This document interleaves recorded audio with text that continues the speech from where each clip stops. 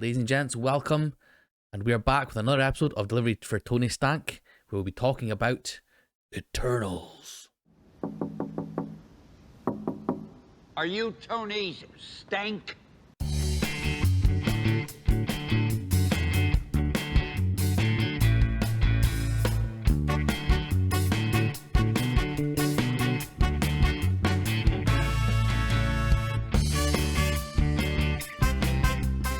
So yes, Eternals.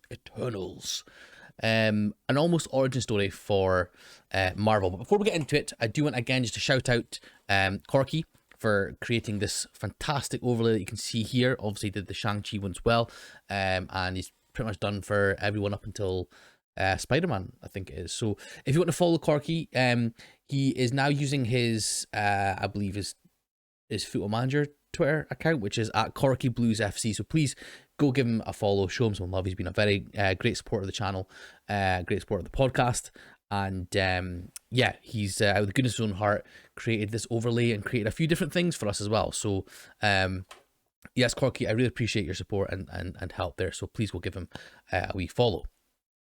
So Eternals,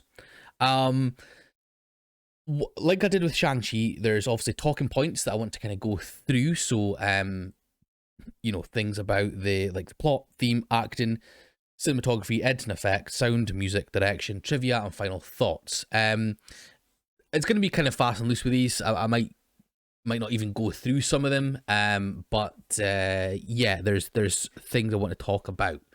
Now, I'll give my initial thoughts as to kind of, so you'll see how this episode is going to go, and you know, it gives you an idea if I'm going to be thinking the same as yourself. I don't know. We'll see.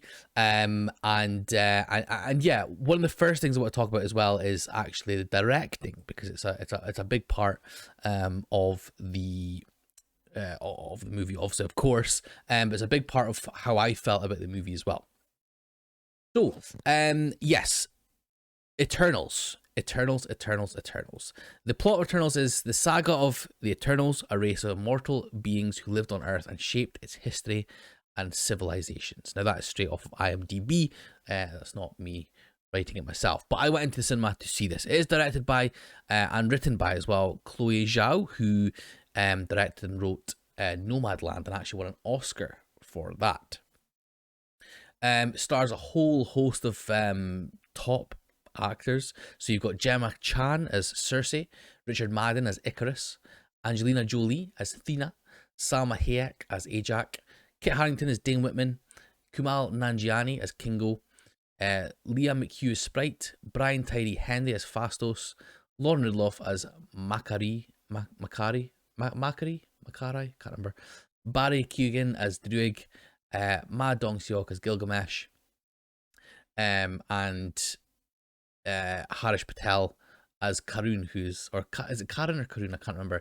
As the basically steals the show essentially as a sidekick to Kingo. Right. So first thoughts. I was very disappointed by this film. Now, I think part of the reason is because of who was directed and written by, but I'll get into that.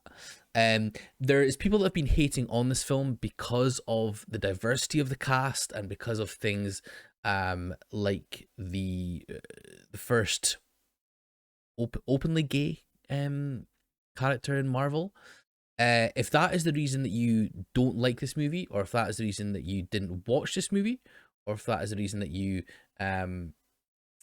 you know, have things against this movie, I completely disagree with you and your point of view. If you don't have a logical reason for not enjoying something or that, and that's and if that is the only reason that you didn't like something, then that is a massive cop out. The diversity and things of that, diversity of the cast is probably the major positive or one of the major positives of the whole movie, and it was fantastic to see different people, different ways of life, different you know, kind of yeah, yeah, that's it. Different ways of life that were shown on screen that aren't normally shown on screen. I thought that was a fantastic thing that they did. Um, so yes, if that is why you didn't like the film, or if you have any issues with that, then I don't normally get. I don't like to swear, but yeah, if that's what you think, then fuck you, because that is a big cop out. So I was disappointed in this film because I really felt it was a lot of style over substance. It had the potential to be almost an origin story for our Marvel Cinematic Universe. These Eternals have been around for since the beginning of time, essentially. That we'd obviously find out. And it really had the potential to shape how the Marvel Cinematic Universe goes forward with things, and how it could explain different things that have happened throughout the Marvel Cinematic Universe, and it didn't. It didn't. It felt quite shallow for what should have been a massive epic in my eyes, especially with the types of characters and actors that they had as well. So, on that point, Chloe Zhao, the director and writer Chloe Zhao, who, as I say, won the Oscar for Nomadland. I believe it was one of her first big films that she directed. One of her first. Sorry, actually, it's, to be honest, it was her third film that she directed, and she ended up winning the Oscar for Nomadland. So what I did, I'd never seen Nomadland. It's on Disney Plus, and I went to see Eternals in the cinema. After watching Eternals, I actually came back and watched Nomadland just to see if there was anything that I missed, or if I'd taken something a different way that potentially she does things. And I was actually met with the exact same issues that I had with Eternals that I had with Nomadland. So again, fantastically acted, looked phenomenal, even on like a quite a small contained sort of story that she had with Nomadland, but didn't really have much substance to it. And that is exactly how I felt with Eternals. There was great actors in there. There were some fantastic performances. Some of the visuals were just outstanding and literally breathtaking. But it just didn't have the meat behind it, which kind of not ruined it for me. I'm not gonna sit here and say that it made me hate the film, or that it that I left the cinema feeling really that I totally hate the film. I didn't. I was just disappointed with the potential that was wasted in my eyes. So yeah, that's kind of my long initial thoughts. Actually, that's pretty much my whole review, isn't it? Anyway. Okay, so what thing we're actually going to do is we're actually going to go through the plot. Basically, the Wikipedia entry, it does actually kind of talk through the whole plot. So I think we'll kind of use that as the kind of way that we'll go through it. So we'll go through the plot. We'll chat about some bits and pieces that happen in there. So first of all, in 5000 BC, 10 superpowered Eternals, Ajax, Circe, Icarus, Kingo, Sprite, Phastos, Makari, Druig, Gilgamesh, and Thena are sent by the celestial Arishem to Earth on their starship, the Domo, to exterminate the invasive deviants. The last of the deviants are killed in 1521, and the group's opinions differ over their continued responsibilities and their relationship with humankind. Over the next 500 years, they mostly live apart from each other, awaiting Arishem's return. Now, obviously the starting point was this, we see the Eternals almost be awakened by Arishem. And it was really interesting to see the fact that they didn't know each other. So Circe and Icarus look over the Earth and chat about how beautiful it is. And you see the sort of the romantic sexual Is it sexual if they're I don't know. I don't know if well, yeah, they actually. I was going to say I don't know if Eternals have sexual attraction or or do the sex, um, but we get a pretty um not explicit, but we get a pretty good understanding of this later on. Anyway,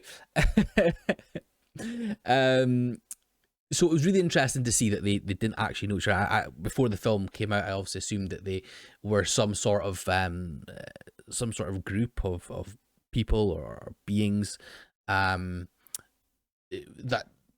either traveled different universes or were kind of experienced in what they were doing, and Earth wasn't their first place that they'd been to kind of do their thing basically to make themselves to help with the advancement of human civilizations. So yeah, that was very interesting to see. And then obviously they came down to Earth and saved this little boy from one of the deviants that came out of the sea when they were fishing. Now again, this is like the humankind at this time were obviously very basic. It was they didn't have any technology really, and obviously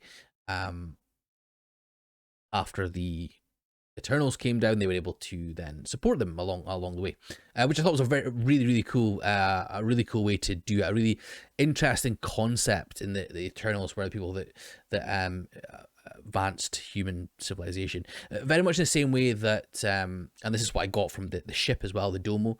It very much looked like the I can't remember what they called them, but in 2001: A Space Odyssey, there's the big black towery things. It looked like one of those on its side, and those were obviously put there by aliens to help advance civilization. If you don't know 2001: A Space Odyssey, you're probably thinking, what are you talking about, Massey? But yeah, basically it's a similar kind of thing where there was a monolith, that's what they called it, a black monolith. So basically the Eternal ship, as it comes in horizontal, it's basically that, but vertical and plonked in the middle of like apes. They then touched it and then they advanced, and that happened all the way through into space travel and stuff like that as well. So that's kind of where I think that they got the influence from, was that the Eternals were essentially the monoliths for humanity and for civilization, and helped them then push on from there. We get to see some of their powers. So we obviously see Icarus fly in as kind of Superman sort of thing that he does, shooting bolts out his eyes.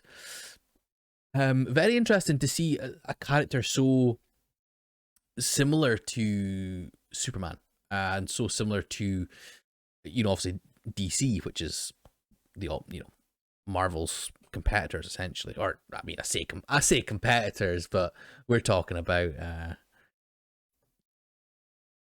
don't want to say they're bitch, but yeah. Yeah, so it was important. It was interesting to see a character very much in the vein of Superman, and apparently, actually, according to when Chloe Zhao was creating the character, she took on a lot of influences from Man of Steel, from Superman and Man of Steel, and you can see that. You can really see that kind of grounded-y sort of almost human. They all look human, obviously, but yeah, that kind of grounded sort of character who has these powers, but is also a leader and things. Yeah. We see that. We see Thena creating her like blades and her blades, her shields and stuff. And yeah, she's a very interesting type of character who she can basically just create weapons out of any energy and stuff. We see her like the way she kind of slides past the deviant and stuff like that. She's kind of the what I thought was going to be quite a stereotypical sort of I thought she would probably be like a leader or of some sort, But she's very much sort of used as like the muscle essentially. We do obviously get to learn more about her though, and how she has, or she gets some sort of like medical psychological condition, but we'll get into that. We then find also about so Cersei, so Gemma Chan is Cersei. She can change matter just through physical contact and things. Again, a kind of really strange sort of power set that she has, but someone who is increasingly embodied with human, and you know, from the start, she was the one that was living or dealing with the humans like a pretty much at ground level, you know, helping them grow crops, create food, and advance things kind of that way. We see Kingo, who has essentially like guns in his hand to shoot out the cosmic energy. Pew, pew, pew, pew, pew. He was kind of like an action star, basically. You know, that's kind of the way that I saw. Obviously, he transcended into movies and things as well within Eternals, which was an interesting take. But yeah, he seemed to be like the kind of. It was almost like a no nonsense sort of shoot first kind of guy. That's the way I sort of took it. But that was a kind of an interesting choice of actor for that sort of character. But it does kind of pay off later on when we find out about what he's been doing in the years since. Sprite, we see Sprite, who can essentially project illusions. It's again a kind of really strange sort of skill to or power to have, but she can create illusions herself. You know, even as a big storyteller with like fireworks and telling stories about how the Eternals came to Earth, that sort of thing, and yeah, I kind of. Again, all these Eternals have really interesting sort of powers, sort of kind of. So apart from Icarus, who's pretty much straightforward, yeah, so that's what Sprite can do. Fastos is the engineer. We see what he does there. He's kind of the brains behind it, I suppose. Brains behind the advancement for humanity. Druig, who can manipulate the minds of people. And Gilgamesh, who is basically the big boy, the big strong, muscular, powerful kind of dude. And then we had Makari, I think it's Makari, who is basically Flash, can run really fast. She's also deaf, which is really, really interesting. And then we finally have Ajak, who's leader of the sort of Arashem's general, basically. Arashem's the big boy. Ajak is the sort of mother to the Eternals, basically. So yeah, we get to see about all their skills and things like that, and how they fight, and then we get to see more about what they did with humanity and how they progressed humanity from, I don't want to say savages, but from like complete, like a basic understanding of things to then you know, moving on and advancing with technology and things from there.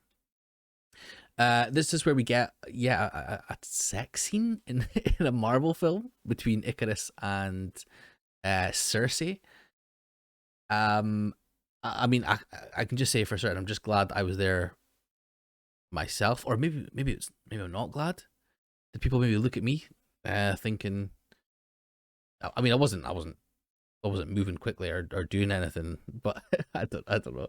I don't know where I'm going with here. But I'm glad I wasn't with my mum or dad or something. That would, you know, it's one of those that when you're watching something, nothing happens, and then when your mum or your dad walks in, it's like a graphic sex scene. It wasn't graphic. I'll just put it there. It wasn't a graphic sex scene, but it certainly took it by surprise. It we saw a bit more than expected. As I expected, no sex scene. But yes, anyway. Right, I don't want to spend too much time on the sex scene. It wasn't very detailed or anything, but still, I didn't want to spend too much time on that. There's a lot of bits and pieces obviously that happen, but we come to the present day, where Cersei and Sprite are together, and Cersei works at the Natural History Museum with a human, Mr. Dane Whitman, and there's obviously like they've also got some form of relationship that we then see that they go out clubbing, and take Sprite as well, who has to change into some older person and stuff. But yeah, we see them that Cersei has a relationship with Dane Whitman, who is played by Kit Harington, who was obviously Jon Snow in Game of Thrones. It's really interesting to see as well, or to hear, sorry, Jon Snow talking about Cersei, because again, if you don't know Game of Thrones, or if you've not ever watched Game of Thrones, or not a fan of Game of Thrones, basically the main bad person, or the main adversary for Jon Snow is a lady called Cersei, spelt differently, but pronounced that same way. So for Jon Snow to have a relationship with Cersei, it was kind of interesting. I mean, again, but yeah, we don't talk about Game of Thrones because Game of Thrones last season was disgraceful. But yeah, so just a kind of interesting sort of thing there. But there is an earthquake while they're at work, and later on they're actually attacked by a deviant through the waters of I think it's through the Thames, I'm assuming, in London, with Icarus actually showing up and helping fight and send the creature away. So the deviant is actually called, I don't think we ever get told this. I don't think we're ever actually told his name, the deviant's name, but it's actually called Crow, Kro, and is voiced by Bill Skarsgård, who is well known for being Pennywise from It. Again, he's not talking now, but we'll find out that later on he does kind of talk. And yeah, so then basically, realizing that the deviants are returned, the three, so Icarus, Cersei, and Sprite end up going to South Dakota, to find Ajak, only to find that she is dead. Salma Hayek is dead this early in the film. So yes, Ajak, not Ajax, because I'm sure it's a cleaning product. And Ajax is also the football team, but Ajak is dead. The shot here is excellent. There's the fire in the background, and her body is like on the ground. It's like a dusky kind of time, and yeah, again, this is where the direction from Chloe Zhao is spot on, absolutely spot on. Looks brilliant, looks incredible.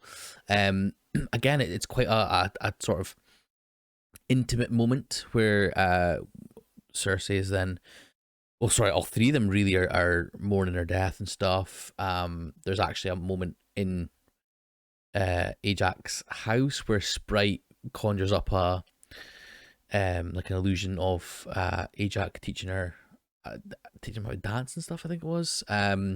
Very emotional, really intimate moment, and again, just looks beautiful. Also, it's sad as well, but yeah, it looks absolutely beautiful. Cersei is given Ajax, like, there's a weird like globy thing that's in her chest that allows her to speak to Arishem, the Celestial, and that goes inside Cersei once to see that that Ajax is dead. So Cersei is then able to communicate with Arishem, who reveals that it was the actual mission to Earth wasn't about just fighting deviants, but to prepare Earth for the emergence. And essentially, what that is that there's been certain planets that have been chosen to have like a celestial grow in them for so many years, and then that planet is destroyed and a celestial emerges. Now, obviously, celestials are needed for the creation of universes, for the creation of worlds. So it's almost seen as like a kind of necessary sacrifice of said planet or said world to then create billions of other lives across different universes and things. I thought it was quite an interesting take on it, to be perfectly honest. I think it gets to a point where, we're so centered on Earth. That's obviously where we are, and, that's what we relate to, because we are on this floating rock called Earth. And I think it can be quite hard, especially, once we've had Thanos, where it was like the big bad was to do with, wiping out half the universe and stuff. And again, we're still centered on Earth and things like that as well. So treating Earth as like a essentially an egg that is destined to be, not destroyed, but destined to be.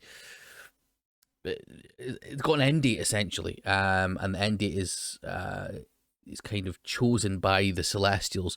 It kind of adds like a more sort of not really sinister, but like it kind of shows how insignificant that we are on Earth. So I quite liked the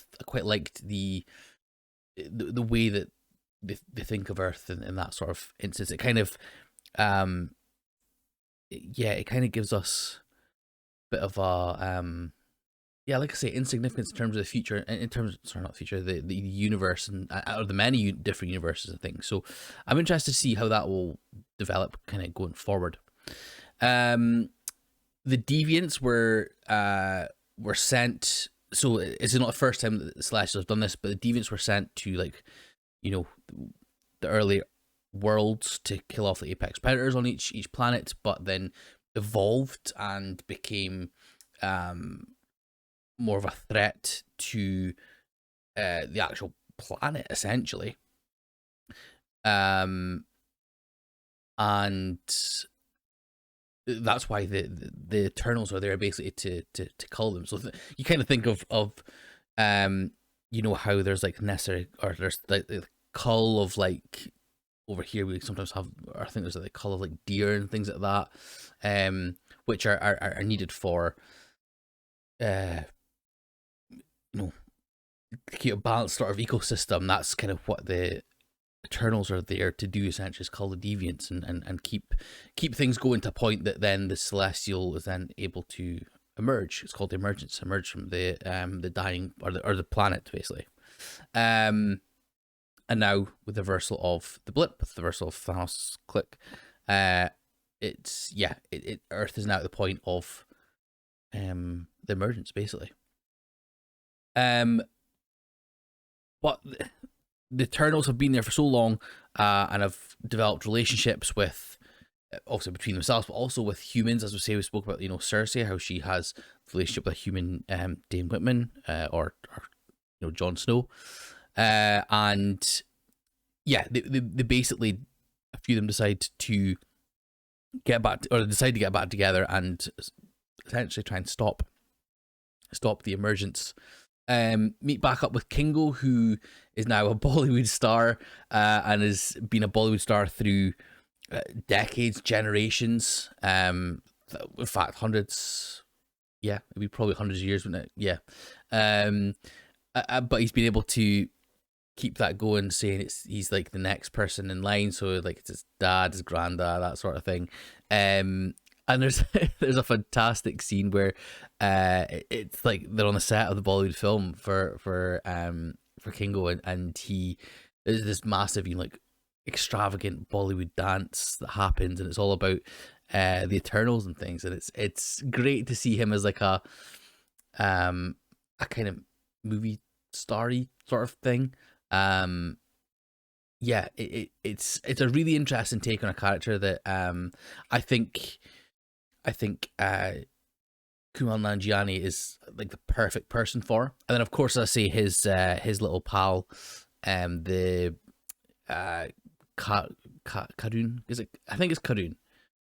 His little pal Karun, who's like his little aide, basically, is fantastic and is a really high point in the film. Like he's a comic relief without being a clown, and he's basically just a human being who you know loves this this what's the word, basically this person who can never die, is eternal stuff, and yeah, he just loves him, adores him, and does everything for him and stuff. And there's so much emotion that comes from him as well. He's like I say, he's not just used as a comic relief. He is a genuinely he's our end, basically. He's what we would be compared to these Eternals, and it's really refreshing to see the comic relief not just be played for the clown the whole time. He's a genuinely interesting part of the story. They meet, they get together again with Thena and Gilgamesh, who have this fantastic platonic relationship. It's not like lovers, but they're just really good pals, and it's almost like Gilgamesh is Thena's carer, essentially. Thena has this issue to do with her mind, and basically turns into, every so often she can actually like flip a switch, and you don't know what's going to happen, and she essentially tries to kill, I think it's everyone. She tries to kill everyone that she's around, or something, but it's something to do with like her mind is just over the years has deteriorated. And yeah, it's again a great way of showing a relationship that doesn't have to be like a sexual relationship or a romantic relationship. It is purely, they obviously love each other, and obviously Gilgamesh loves Thena in more than just a romantic way. He literally dotes on her, and it's a fantastic relationship they got there. They head out to the Amazon rainforest to see Druig, who is basically in this isolated community with these people that he's basically controlling their mind, and then they're attacked by Crow and the Deviants. Now the fight scenes here are brilliant, really well made. Again, it's low lighting, using just the natural light of the forest and things. There isn't any artificial light at all. Chloe Zhao uses the natural light perfectly, and this is something else she did in Nomadland, which is use the world as the stage, as opposed to, sometimes it can feel fake, or sometimes you can, the fight scenes are illuminated out of nowhere. But yeah, like using the natural light of that, the light of the energy that they set off. So when Icarus is kind of taken down and stuff, he's shooting his yellow laser bolts and stuff. That is some of the only light that we have. Yeah, it's a phenomenal scene, or phenomenal sort of whole part of the film, to be honest. It's not just like one scene. Now Crow, who is the one that's the main deviant, the rest of the deviants basically get killed, but Crow actually kills Gilgamesh and like sucks in his power and stuff, because that's how he evolves. He like basically takes in like their spirit kind of thing, and becomes like powerful, is able to speak, is able to has thoughts about how the Eternals are. I can't remember exactly what he says, but he talks about how, or he kind of, it's almost like Ultron. His thing is that the Eternals are need to be stopped, that kind of thing, essentially. and yeah, that's kind of the where we first hear Bill Skarsgård as Crow. I didn't actually it didn't click to me that it was him, that it was Bill Skarsgård until I saw the credits, and then obviously looked up about it more. And you know, the Deviant Crow was actually a really interesting character. Yeah, that I think. Well, I don't want to give away, you know, much just now, but again, I think it was quite underused. To be perfectly honest, it could have been a really interesting villain.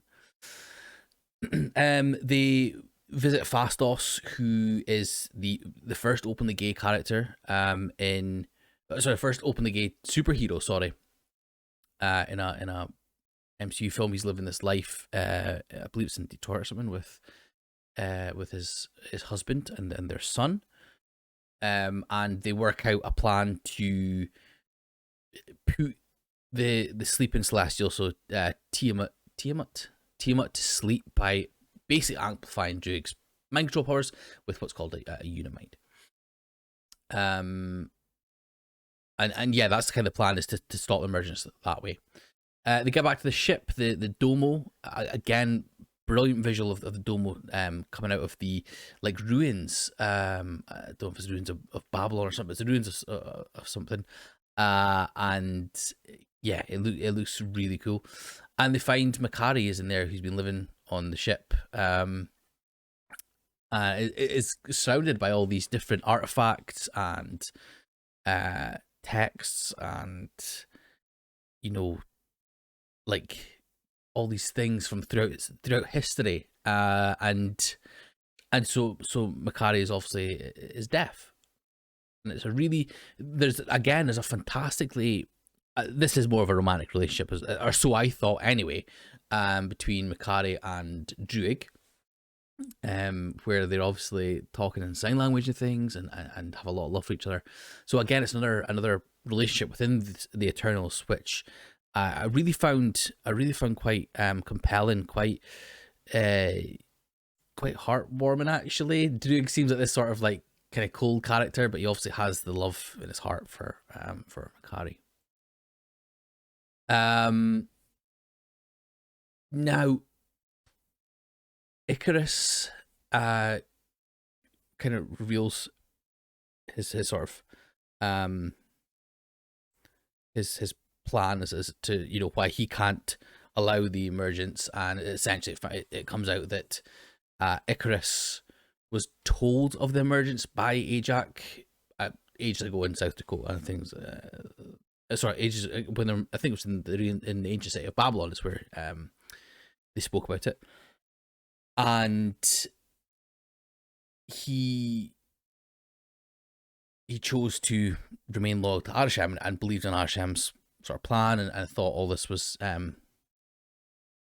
meant to happen, basically, because, you know, the Eternals are actually like created like clones things. They're basically created, their minds wiped each time, and they are, again, I'll say, there to stop the deviants from causing any issues with the emergence.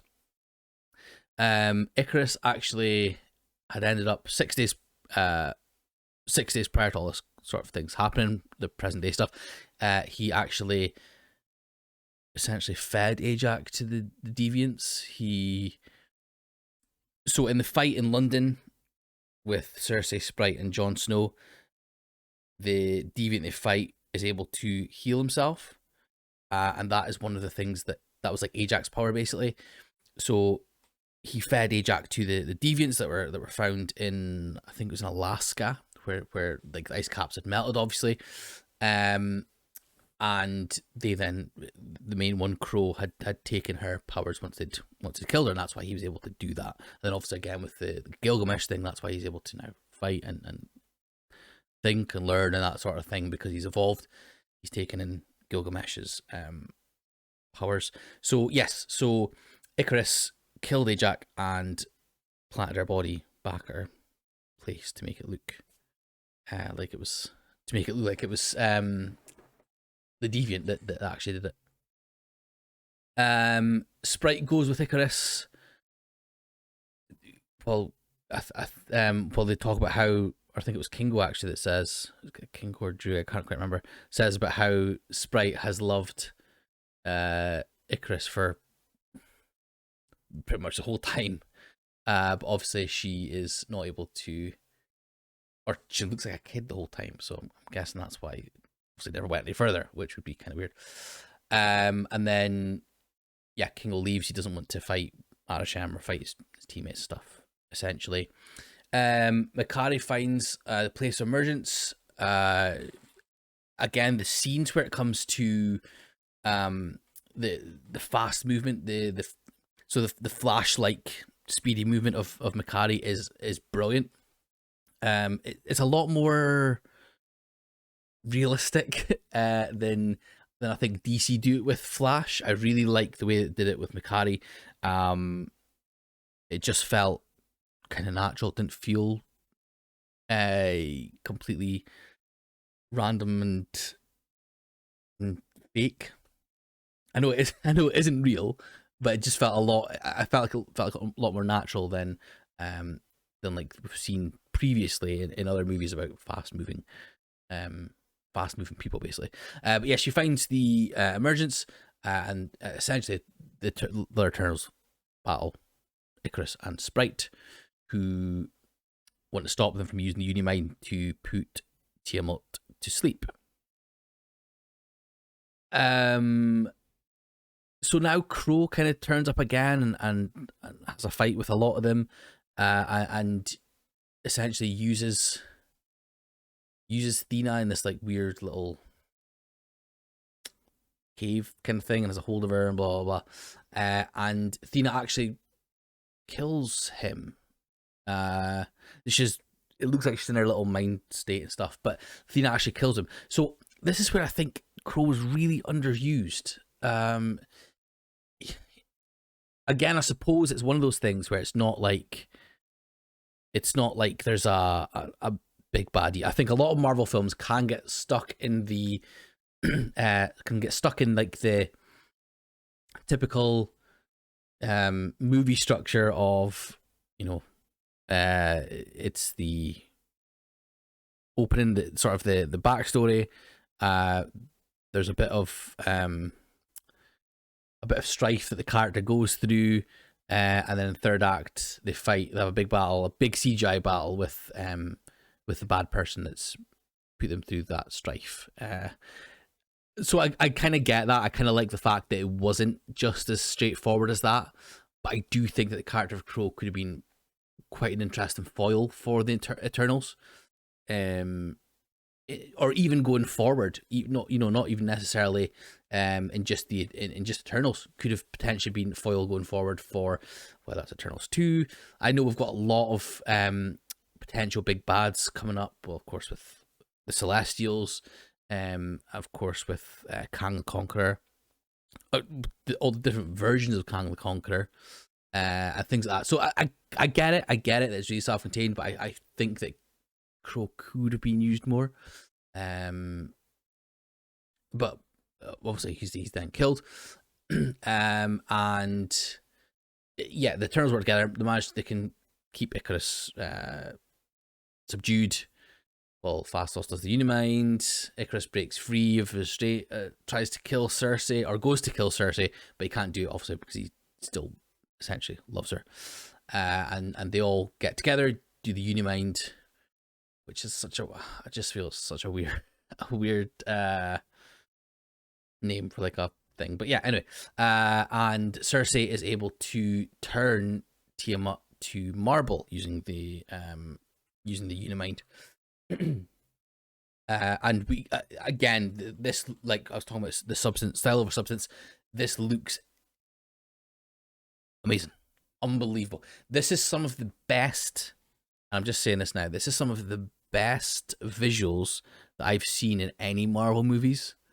The whole Celestial coming out of the water, when it turned into this like marbly thing. Then the views we see outside of like looking down on Earth, basically, and we see like part of his head and his hand kind of, it looks unbelievable, like genuinely incredible. I was blown away by it. But yeah, phenomenal. Icarus does what Icarus does, of course. It's almost destiny, I suppose. Flying into the sun, with being so guilty after what he's done and what he's put the Eternals through. And Cersei is able to use whatever energy she has left to turn Sprite into a human, so that she can actually grow up, as opposed to just be stuck in this state forever, basically. So Athena, Druig, and Makari go to the Domo to find other Eternals and other universes, to obviously, tell them about what is actually happening for them. And Cersei, Phastos, Kingo, and Sprite stay on Earth. Dane talks about his love for Cersei, and again, this is a weird thing, because Jon Snow saying he actually says I love you, Cersei, which is weird for Jon Snow, because the main foil of Game of Thrones was Cersei Lannister. So yeah, that was quite a weird. I don't know if they did. I'm assuming they probably did that for that sake, for that purpose. But it was kind of strange to hear it. But yeah, anyway, that's fine. It's a talking point, I suppose. And yeah, as he does, Arishem turns up and takes her, Phastos, and Kingo into space, and basically says that he is going to spare humanity if the Eternals can show with their memory that humans are worthy of keeping, basically. But he's going to come back for judgment and stuff, and takes the three of them away with him. And then that's basically the end of it. That's kind of the end of it. There is obviously, knowing Marvel, there is a couple of post-credit scenes, or mid-credits, and then a post-credit scene. And yeah, I think these scenes maybe are quite well, the first one anyway, I think is probably quite a doozy for quite a lot of folk. So yes, the credit scene, the first mid-credit scene, we have Athena, Makari, and Druig on the Domo, and there's like almost like a Doctor Strange type portal kind of thing, that and out pops this weird little like troll, who's actually called Pip the Troll. Yeah, and it's a very I don't know if you may or may not be aware, but it's a very unmistakable voice. Patton Oswalt is voicing this troll called Pip, and he introduces this superhero, or this other Eternal, who's actually Thanos' brother, Star Fox, the Eternal Eros, who is played by Harry Styles. Now, before people give Harry Styles shit, because I know there will be, and I know there are people that are going to say he's fucked it and stuff, Harry Styles is actually a really good actor. So he was really good in Dunkirk. One of the plus points of Dunkirk. So I'm really interested to see what happens and what he brings to kind of the role. We'll see what happens, but yeah, I mean, I trust obviously Kevin Feige and the whole vision, because everything goes through Kevin Feige, so I trust what is going to be happening. But yeah, it's kind of a weird scene, but it's interesting to see Harry Styles now in the MCU. So I don't know if that would make, well, I wonder if One Direction are actually part of the MCU canon or what. I don't know. We'll see. Then the post-credit scene. So the post-credit scene is another really interesting thing that sets up stuff going forward. So basically, before Cersei was taken, Dane talks about how his family. It says Cersei's family history is a bit not muddled, a bit stranger or something than they thought. And we see Dane here with a chest with the the seal of his family on there, and he opens it and it's a sword. So the sword is called the Ebony Blade, and it was wielded by Black Knight across different generations, basically from medieval onward, essentially. So Dane Whitman is a character that took on the mantle of Black Knight in the comics. So it will be, yeah, it's basically setting up the Black Knight films and stuff going forward. I don't know if the films have actually been announced or what, but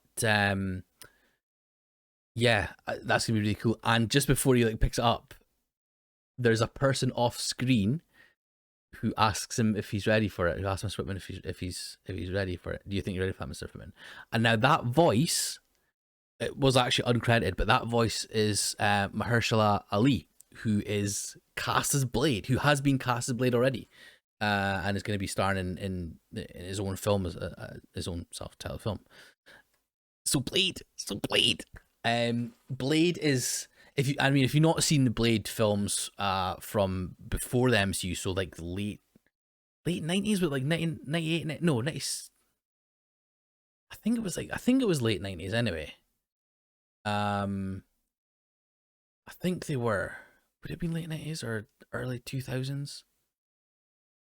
I think it was actually a bit of both. I think it was between like 97, 98, and then like 2000 to 2004, roughly. I think Trinity was 2004. But we don't talk about Trinity. Blade 1 and Blade 2, impeccable films. The first, I've always said that the Spider-Man films are the ones that paved the way for the broad scope, so that the Sam Raimi Spider-Man films paved the way for the broad scope of comic book movies to be actually good. But Blade were the first ones to be great R-rated films. The whole vampire thing is just incredible. If you've not seen the Blade films, I don't know if they're on Netflix or what, but I would genuinely recommend seeking them out. They're funny, they're creepy, they're scary, they're gory. Blade is brilliant. Blade is absolutely brilliant. So yes, we are setting up Blade going forward. So yes, the Eternals. So the Eternals. Let's talk about how I felt about Eternals. So as I say, with Eternals, I felt like there was a lot of style over substance, and I felt like it was setting up, or it was more setting up things than it was doing things for itself. Which, I mean, it might be that it fits in well in the whole universe, in the whole cinematic universe, or at least Phase 4 going forward. It might be that this is exactly what Phase 4 needs, and that's great. But it just felt like a bit of a letdown for me. It felt that like it focused more on the different, like, it's weird. So I don't feel like the characters who were, as I say, the cast was so diverse, so inclusive, and they were great. I would have loved to have seen or loved to got to know them properly, and for them to be used more of it, especially Athena as well. We didn't really, like, I didn't feel like she was used as much. Angelina Jolie's a very well known actress, but I thought they would have absolutely used the shit out of her, but they didn't.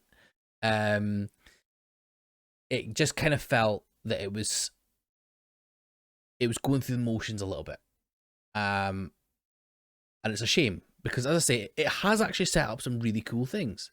It set up some, it's set up Arishem, it set up the Celestials, it set up, like, even the more grounded things like Blade going forward, and then the more fantastical things like Star Fox and Pip the Troll and Eternals in different universes and different worlds. But much like Nomadland, it just felt very, very, very style over substance, and I was kind of disappointed with that, and it kind of just felt, especially after having had Shang-Chi, which I rated 8 out of 10.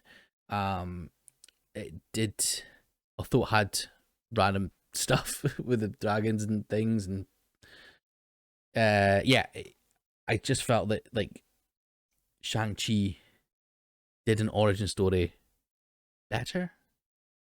I don't know. I don't know. Yeah, yeah. It's a tough one because like I'm trying to like explain. I try not to be too. I'm trying not to be too like critical of it because there was a lot of really cool parts, and it wasn't all just because of Chloe Zhao's direction or Chloe Zhao's writing, because that was the direction was some of the really interesting parts from it. I would love to see a Chloe Zhao film where she hasn't written it. I'd love to see what she can do in that way. But it might be that she doesn't want to do that. It might be that she doesn't want, I appreciate that some creators, directors want to film the things that they have created from scratch, or things that they have more of a piece of the pie, if that makes sense. But yes, I really think it would be interesting to see a Chloe Zhao film because she's a phenomenal director that's not written by her. That's what I'd love to see. That's what I'd love to see. So even if like imagine Chloe Zhao did one of the Avengers films, Infinity War or Endgame. Didn't write it, but directed it. I think that would be just great. But there we go. It is what it is. It is what it is. But we are getting obviously more and more, as I spoke about before, we're getting more and more bigger directors, or like more auteurs. Is that the word? I think that's the word. Doing Marvel films. So we may see someone the same par as Chloe Zhao, or someone with an actual artistic take on the bigger parts of the MCU. But we'll see what happens. We'll see what happens. So yeah, before I kind of go into the scoring and final thoughts and things, I'll go through a bit of the trivia and stuff as well. So I mean, firstly, it says about Gemma Chan not expecting to return to the MCU after being in Captain Marvel. There's been a few characters that we've kind of spoke about before, actually, who have been in one, I think maximum 2 MCU films. They don't do it very often, but Gemma Chan's a great actress. I'm really glad that they decided to bring her back. I think she added a real human element to Cersei, and that's quite ironic because she's been in a show called Humans. Makari, portrayed by deaf actress Lauren Ridloff, is the first MCU deaf superhero. So again, the diversity of the cast was incredible, and the fact that Lauren Ridloff is deaf, obviously, it can be so easy for them to be like, oh, we'll have this deaf character and just cast, I don't know, just cast whoever to play them. But the fact that she was deaf, I'm interested to see what sort of issues or what sort of adaptations they had to make on the set for that, and how it works for the actress. Because that must be really hard, both for director to direct a deaf actress, but also for the actress to movie sets, especially at this scale, are gigantic and stuff. So yeah, it must have been quite a challenge for them all, and I'm glad they did it. I'm glad they did it. Because when people talk about diversity, it's always like, I'm a straight white male. Like there's white males in everything. They're always the hero. But for someone who may be deaf, like I've got my cousin's married to a deaf lady. For someone who's deaf to see a character on the screen who is the same as them, even like a little kid, it must be so empowering. And same goes for the cast. We had a Pakistani actor in Kumail Nanjiani, Chloe Zhao, who is an Asian, I believe, director.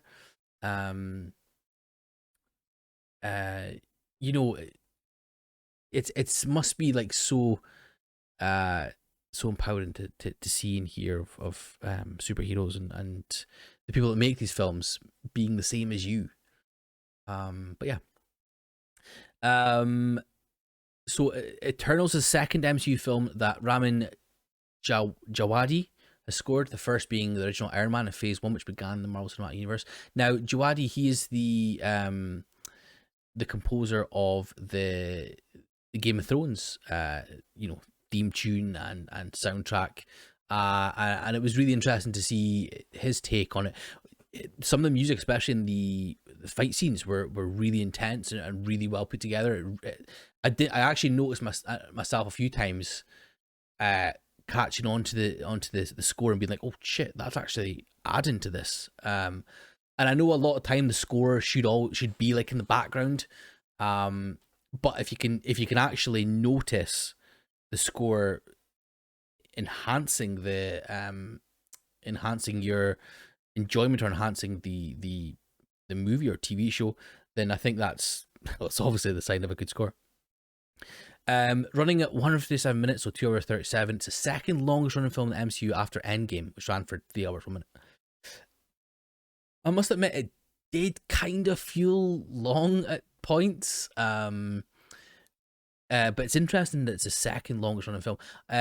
Spider-Man No Way Home has been confirmed as being 2 hours 28, I believe. So that'll be, I'm guessing, the third longest. But yeah, we'll see. This is the first MCU film since Incredible Hulk to receive a PG-13 rating for sexual content alongside violence. Well, as I say, we've spoken about the the sex scene between Icarus and Cersei. Yeah, I just can't believe they did that. And to be fair, I can't believe, and it's a pun intended, I can't believe they had the balls to do that. Like, fair play to them. I love it. Chloe Zhao cites The Revenant as an influence on the film's action sequences. I see that. We spoke about the natural lighting. The part where Icarus' head is pushed down as well is very Revenant to Leo's character being, mauled by the bear. I'm pretty sure his head gets pushed down and like very much like that. But yeah, the natural lighting is something that obviously Alfonso Cuarón did. Cuarón, I'm sure it's his name. Did in Revenant with Leo. I know it was like longer takes and stuff, but yeah, it looked really. You can definitely see the influence there, and I think it really helps. I think it's understandable why she took an influence from that.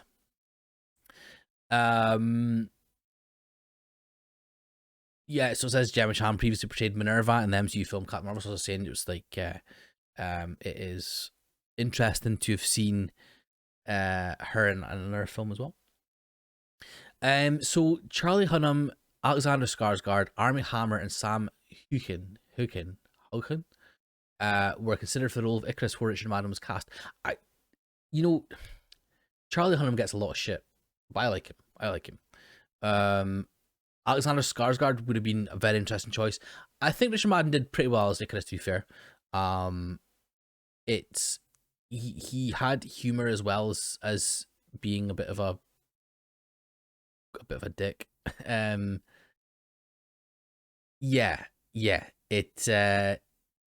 I don't know if others could have done as well as him, to be honest. I'm not sure. A second time, Richard Madden and Kit Harington have starred together after Game of Thrones as Robb Stark and Jon Snow. So again, the Game of Thrones link continues with Cersei, Jon Snow, Richard Madden, who was Robb Stark, Jon Snow's brother or like half brother in the show, and the score as well. Yeah, so Chloe Zhao confirmed that the voice at the end of the second credit scene is Mahershala Ali, who I'm so pumped. I'm so pumped to see. Yeah, going forward, seeing what happens there. And the final bit of trivia: this is the first film not to feature any characters from any previous films. So again, that's quite a ballsy move from the creators to genuinely, like, okay, they kind of touch on a couple of things like Thanos and stuff. So, like, when Cersei tells Dane about who she actually is, he asks why they weren't there to fight when Thanos snapped half the universe, that sort of thing. But yeah, it's quite a ballsy move not to have anyone from previous films in it. So yeah, I thought that was quite an interesting way to do it. But yeah, so we kind of already know my thoughts on the film. But yeah, we will do final thoughts quickly now. So yes, final thoughts. So again, it did a lot of things well. It did a lot of things well. It was directed incredibly well. Cinematography was beautiful.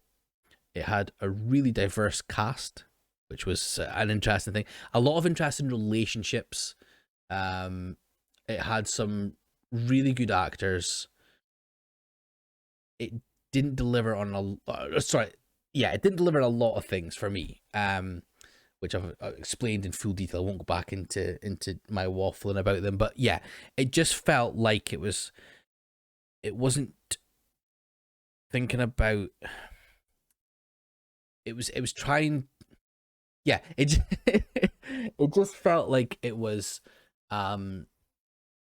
completely stellar over substance. It was getting a bit messy. It was a bit the plot was kind of thin, and it really felt like it was more of a setup film than an actual MCU film, is the way I see it. So I'm going to score it. Bearing in mind I gave Shang-Chi an 8 out of 10. So I'm going to give Eternals 6.5 out of 10. A 6.5 out of 10. Yeah, 6.5 out of 10. I've explained why, basically, but disappointing for me. Disappointing. Let me know what you think, of course. Please let us know on Twitter at DeliveryMCU. And yeah, let me know what you thought out of 10. And let me know your thoughts in general, I suppose. You don't have to tweet me a number between 1 and 10. But yeah, let me know what your thoughts were, because yours are more important than mine. So yes, that is us at the end of another episode of Delivery for Tony Stank. A bit of, not of a bummer, but a bit of a downer. I'm sorry for making it a bit of a downer. I should be in happy spirits because we're still getting Marvel films and Marvel content. Next thing is Hawkeye, which by time recording, the first 2 episodes are actually out. I have watched them. I will be doing a episode. I think we'll do an episode each on them. And every Wednesday until Christmas Eve, we're going to have a Hawkeye episode. I won't give my thoughts away on it just yet. I don't want to give you guys an opportunity to not have to listen to the podcast and watch this, because I know you want to. But yes, Hawkeye is out. So those episodes will be coming out. Hopefully, I can get it done before the next one, which is the first. Sorry, the first is the next episode. So hopefully, I can get it. Probably bumper out potentially next week. We'll see. We'll see what happens. But I'll let you know. Check out on Twitter. We're still running the competition, so if you want to be in a chance to win this lovely pop, Star-Lord T'Challa from What If, just go on the Ko-fi, which you can find down here, ko-fi.com/delivery for Tony Stank. For as little as £2 a month, you get entered into the free draw. It's not free draw, you're paying for £2 a month, but you support the podcast and you get entered into the draw for the pop. Our last 2 winners, Todd and Mikey, have received theirs. I believe Mikey has anyway. I'm not sure. But Todd put up a tweet, which you probably would have seen. And yeah, there's going to be more. So we've actually got 5 others on the way. So we've got a few to keep us going. But the draw's going to be done at the end of the month. So it is on Tuesdays the 30th. So I'll do the draw then. So you've got until... if you want to do it on the 30th, you certainly can do to be in for the draw. if you want, go ahead and have a look. But yes, that is us for the Delivery for Tony Stank podcast on Eternals. Don't feel like if you haven't seen it already, don't feel like you have to share my opinion, and I apologize if my opinion has sullied your thoughts on the film or sullied your want to go and see the film. I would definitely recommend going and seeing it. It's going to be an important part of the MCU. It's going to be it's still an interesting film, and there might be things that you picked up that I didn't. There might be things that you prefer to it that I haven't really I might have missed or something. But please go see it. Let me know what you think, and don't be put off by me. Don't be put off by me like saying it's it's average. Because I read his tweet. I think it was from Digital Suicide actually on Twitter, who said that it's going to be, they think it's going to be classed as like the Age of Ultron of like Phase 4. So it's like, looking back, it's actually a pretty decent film, and it sets up quite a lot of different things. So yeah, we'll see what happens. It'll be interesting to see that. But guys, thank you very much for the support. I really appreciate it. And our next episode will be back with Hawkeye. There will also be, hopefully, a smaller kind of episode, a little bit more of an easier digestible kind of episode. But I'm working on it. We'll need to see how it goes with that. I don't know when that'll be done, but we'll see what happens. But guys, thank you so much. I really appreciate you. Take care, and I will see you all in the next one. Bye bye.